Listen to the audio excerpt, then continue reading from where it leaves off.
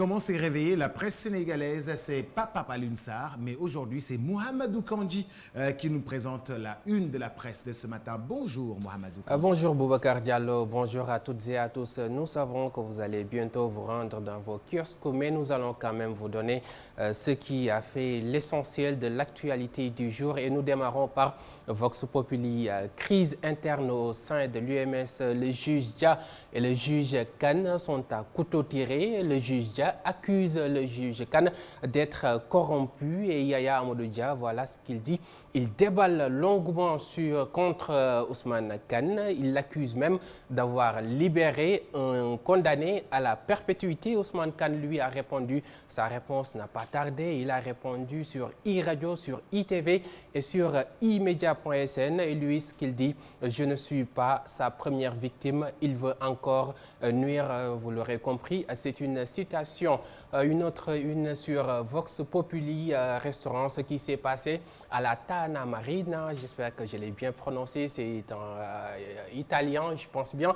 Une famille sénégalaise victime du racisme d'un serveur italien.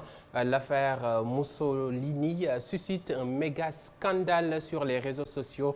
Une plainte déposée contre le restaurant. Et ce qui fait l'actualité de la semaine, vous le savez, c'est la situation au Mali, le coup d'État d'Ibrahim Boubacar Keïta, sommet extraordinaire sur le Mali. La CEDEAO exige le rétablissement immédiat d'Ibrahim Boubacar Keïta. Macky impose et ici perd l'allègement de l'embargo sur le Mali. Allons chercher un autre journal, c'est Les Échos. Les Échos sur le Conseil supérieur de la magistrature. Téluco, Souleymane Téluco, vous le savez, tacle à tout va et décrit le pouvoir exorbitant du ministre. Il parle du ministre de la Justice, El Hadji Malick Sall.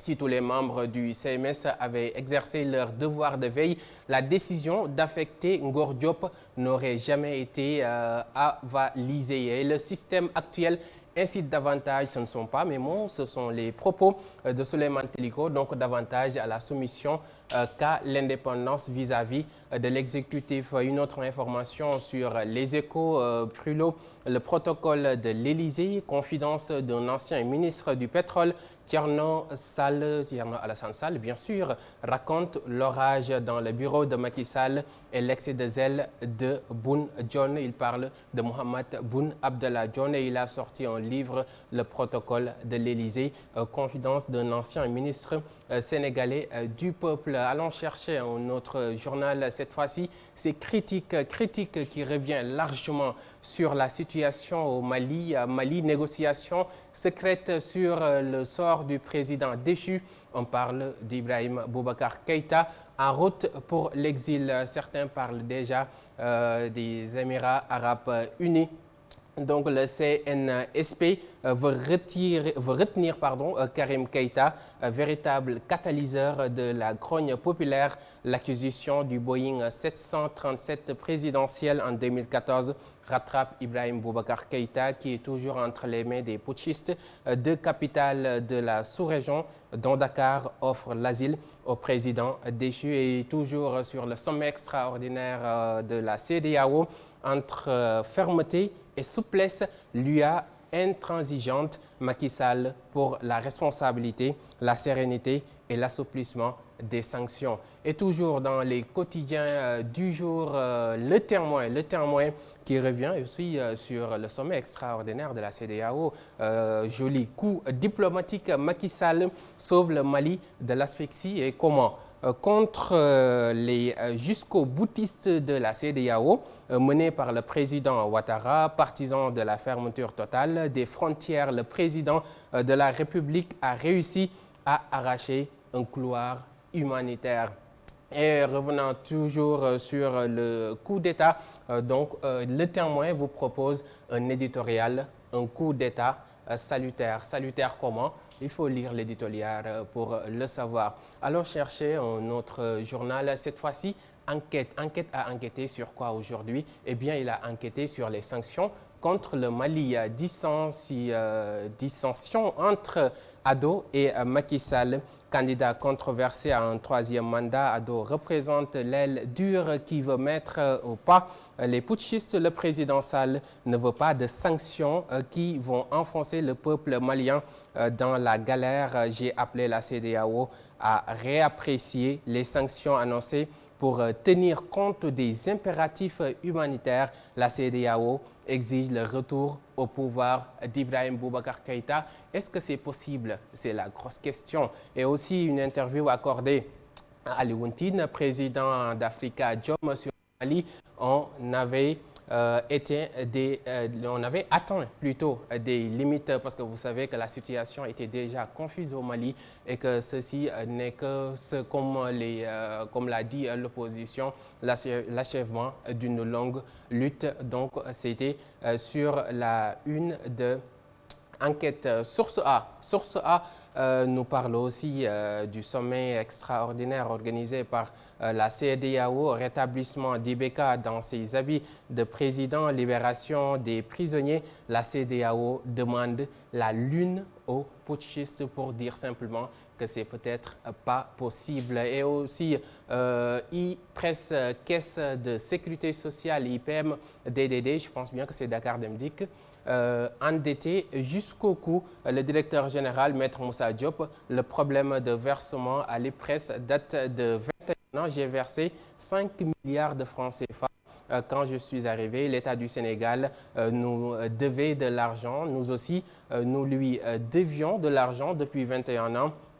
Il y a eu croissement de dettes pour l'IPM et la coopérative d'habitat aussi. Les dettes s'amoncellent et comprennent la direction de la montagne de Kilimandjaro. Vous connaissez bien Kilimandjaro. Donc c'était Source A qui revenait aussi sur la situation au Mali et sur la situation à Dakar Demdik Justice. Et on parle toujours du coup d'État au Mali, corridor humanitaire de la CEDEAO, le coup d'État de Macky Sall. Macky Sall, il a fait un coup d'État et comment? Allons voir dans l'Observateur qui observe le plan du chef de l'État enfoui dans les impératifs humanitaires du Mali, réhabilitation de IBK, d'Ibrahim Boubacar Keïta, la CEDEAO face à ses échecs.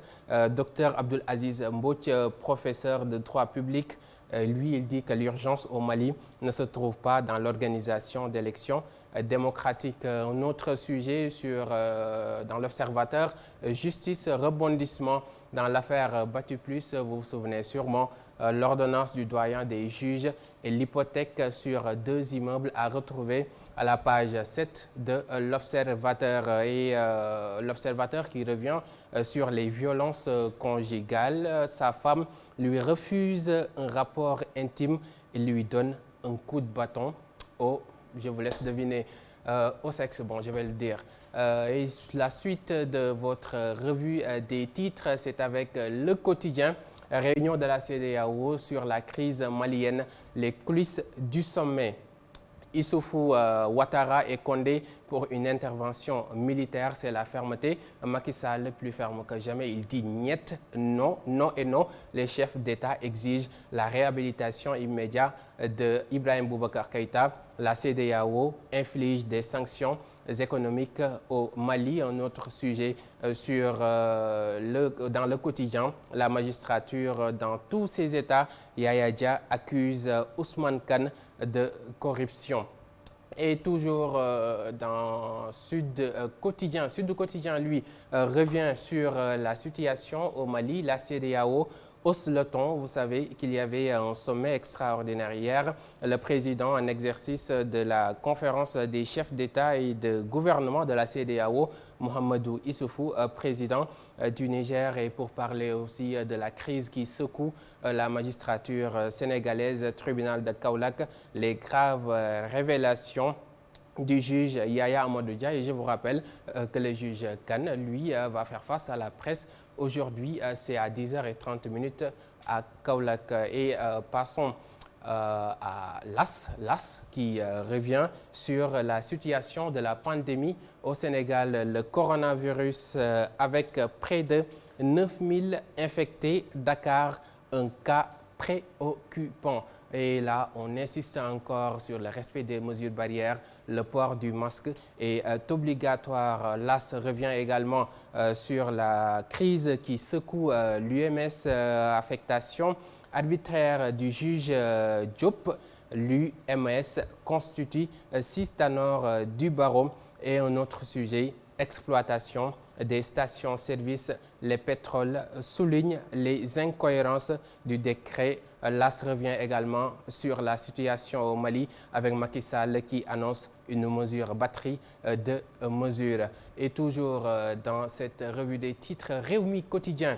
Rewmi Quotidien avec la photo de Serigne Mountakha Mbacké, c'est le khalife général des Mourides. Vous savez que le Magal approche à grands pas. Magal dans un contexte de crise sanitaire avec le coronavirus, mais aussi l'hivernage. Vous savez tous que le ciel a bien arrosé une bonne partie du territoire sénégalais. Les recommandations de Serigne Mountakha, le khalife général des Mourides. Et aussi un autre sujet dans Rewmi Quotidien, Aziz détenu comme un vulgaire criminel. Le drame malien cache mal celui en cours en Mauritanie, parce que vous savez qu'il y a aussi le président Mohamed Ould Abdel Aziz et lui dans de beaux draps, et vous savez qu'il a été le président mauritanien remplacé récemment par Mohamed Ould Ghazouani. Alors, Walf Quotidien revient sur le livre de Thierno Alassane Sall. Thierno Alassane Sall brise la glace. Et comment? Les détails d'une rencontre électrique Macky, John et Tass. Thierno Alassane Sall, gouvernance des ressources naturelles et foncières, bienvenue dans la Camorra. Donc, c'est à retrouver dans Walf Quotidien, mais aussi la situation de IBK aux affaires Mission Impossible. Vous avez regardé peut-être le film Mission Impossible, mais là, il s'agit bien de la réalité. Donc, Mission Impossible pour les chefs d'État de la CEDEAO. Est-ce impossible? Eh bien, le temps nous le dira. Donc, alors, Stade, là, on est dans les quotidiens sportifs. Stade, le quotidien du sport, revient sur la finale de rêve entre l'ambitieux et l'aristocrate. Paris Saint-Germain, Bayern Munich, histoire de choc. Et comment? À tous les étages, il y a Neymar et Lewandowski, c'est bien ça, je l'ai bien prononcé. Statut de meilleur joueur du monde en jeu. Qui sera meilleur joueur entre les deux? Eh bien, attendons la fin du match. Ce sera dimanche à 21h, un match que vous pouvez suivre sur iRadio et sur imedia.sn. Parlons lutte pour finir. Lutte, on retrouve Bombardier, Motsen, Baboy et Tyson. Bombardier, intraitable face au Pikinois. Bombardier, il bombarde tout à Pikine. Motsen doit-il trembler? C'est la grosse question parce que vous le savez, bourreau de Mike Tyson et de Baboy, Motsen doit-il trembler? Eh bien, c'est la grosse question. Et Sunu Lamb revient également sur l'état de l'école de lutte Habib Ndiaye. L'école s'effondre. Et comment? 0 victoire, 7 défaites. Il y a Cognan qui est perdu aux États-Unis. Batista migre à Taïching. Alliance Baldé passe au travers. Et Habib Ndiaye, catastrophique. Face après son échec contre Reug, Gris 2 prépare à tout pour vaincre Abdou Diouf. L'éléphant noir se défonce au Lac Rose.